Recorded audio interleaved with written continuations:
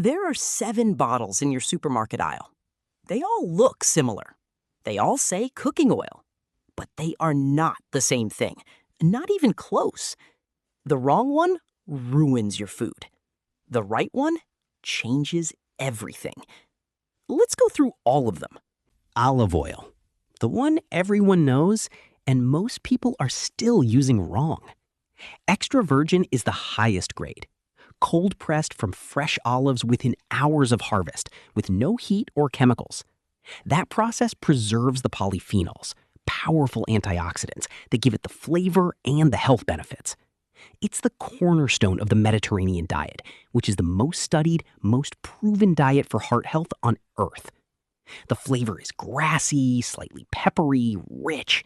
It varies hugely by region. Spanish olive oil is buttery and mild. Italian is bold and grassy. Greek is fruity and robust. The one thing people get wrong, they think extra virgin can't handle heat. It can, up to 375 degrees Fahrenheit. Perfectly fine for sautéing, roasting, and light frying. Just don't deep fry with it. Best for? Salad dressings, pasta, roasting vegetables, dipping bread, marinades, finishing dishes. Remember, extra virgin only. Light olive oil is refined, stripped, and not the same thing. Avocado oil, the one that quietly became the highest rated cooking oil in the world. It has the highest smoke point of any plant-based oil, around 520 degrees Fahrenheit. That means you can deep fry, sear a steak, wok cook at full heat, and the oil will not break down, not burn, not release harmful compounds. It just handles it. The fat profile is almost identical to olive oil, mostly monounsaturated, heart-healthy, anti-inflammatory.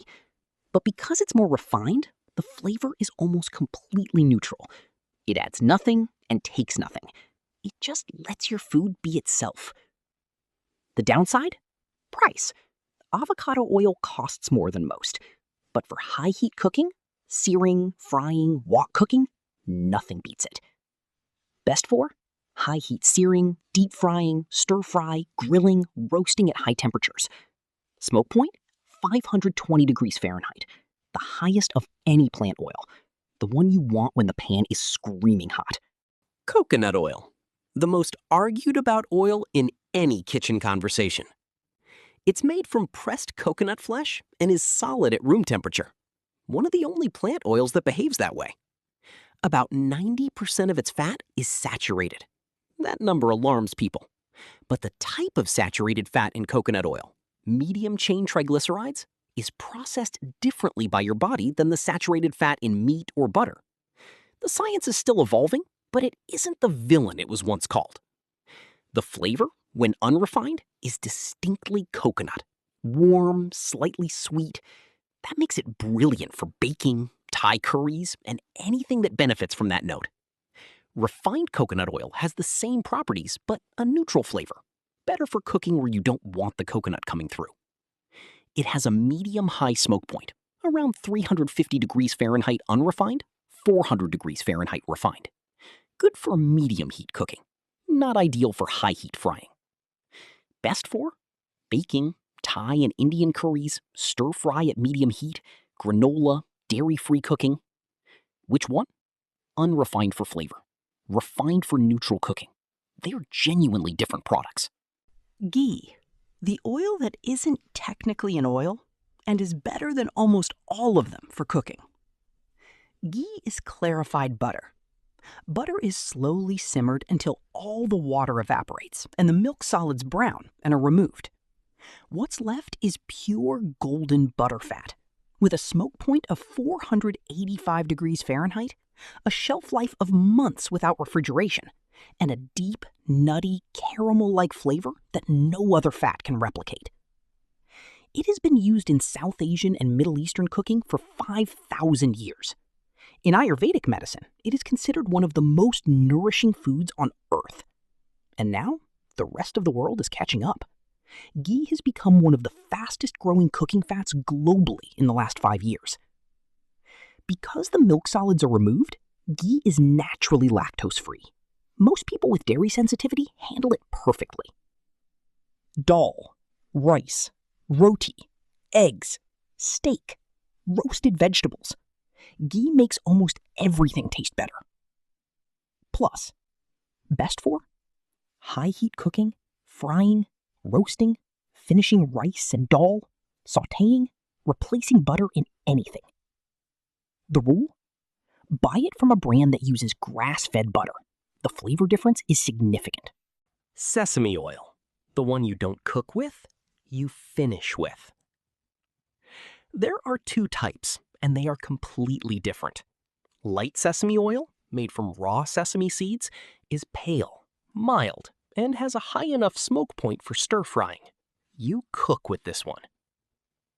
Toasted sesame oil, made from roasted sesame seeds, is dark, intensely aromatic, and has a smoke point so low it will burn if you cook it in a hot pan. You don't cook with this one. You drizzle it over finished noodles, fried rice, soups, dipping sauces. Just a few drops. It is a seasoning, not a cooking medium. The flavor of toasted sesame oil is one of the most powerful and instantly recognizable in all of cooking. It's warm, nutty, slightly smoky. A tablespoon over finished ramen changes the entire bowl. Over cold noodles, it's extraordinary. It's the reason a restaurant stir-fry smells different from yours at home. They finish with a splash of sesame oil that you probably left out. Light sesame oil, stir-frying, cooking at medium heat, Asian dishes. Toasted sesame oil, finishing only. Noodles, fried rice, soups, dipping sauces. Never heat it directly. Vegetable oil and canola oil. The oils that do the quiet, unglamorous work in most of the world's kitchens. Vegetable oil is usually a blend, mostly soybean oil, sometimes sunflower or corn mixed in. Canola is pressed from the canola plant, a cousin of broccoli and cabbage. Both are refined, neutral in flavor, affordable, and have a smoke point around 400 degrees Fahrenheit. They are the most used cooking oils on Earth by a significant margin. They don't add flavor. That's the point. When you're deep frying and you want the food to taste like the food, not the oil, canola and vegetable oil are your answer. They stay out of the way. Now, seed oils have been criticized online recently. The concern is high omega-6 content. The research is real but nuanced. Seed oils in whole food form are fine. The problem is consuming them in ultra-processed food in enormous quantities. In your home kitchen, used in normal amounts, both are safe. Best for deep frying, baking, high-heat cooking where you want a neutral flavor. The honest truth? Great for cooking, not great for drizzling or finishing. They have nothing to offer in flavor. Mustard oil, the one that half the world has never heard of, and the other half cannot cook without. Pressed from mustard seeds, it has a sharp, pungent, almost horseradish-like bite in its raw state. The smell is bold. The flavor is assertive. It is not a shy oil.